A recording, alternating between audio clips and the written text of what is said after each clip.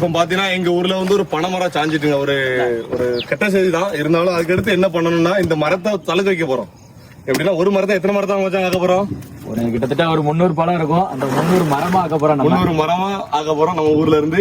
அடுத்து பாத்தீங்க அப்படின்னா நம்மளோட குழந்தைகளோ நம்மளோட வாரிசுகளோ அடுத்து வந்து இந்த இடத்த இதே மாதிரி வந்து பழமோ நொங்கோ இல்ல கல்லோ இல்ல பதநீரோ ஒரு பருகக்கூடிய இடமா நம்ம வந்து இது கொண்டு வர போறோம். நம்ம வருங்காலத்துல வச்சு இதேமாதிரி பனைமரத்தை காப்பாத்தினா மட்டும்தான் இனிமே அடுத்த வரும் தலைமுறைக்கு வந்து இந்த மரம்னா என்னன்னு தெரிய ஒரு அறிகுறியும் இருக்கும். இந்த நொங்குனா என்ன தெரியும், அந்த நொங்குன அருமனா என்ன தெரியும்.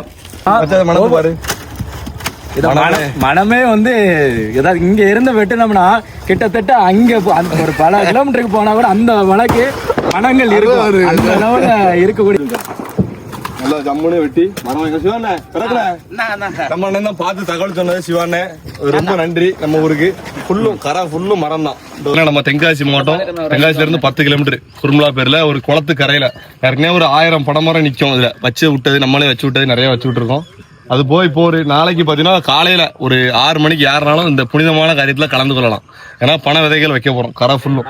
இதே மாதிரி நிறைய சாக்கு நிறைய சேகரிச்சு வச்சிருக்கோம். பனை விதைகள் ஒரு 600 விதைக்கு மேல சேகரிச்சு வச்சிருக்கோம். வந்தீங்கன்னா காலையில நீங்களும் நாளை பின்ன சொல்லலாம் நம்ம தான் அந்த கரையில பனை விதைகள் வச்சோம் அப்படின்னு சொல்லி.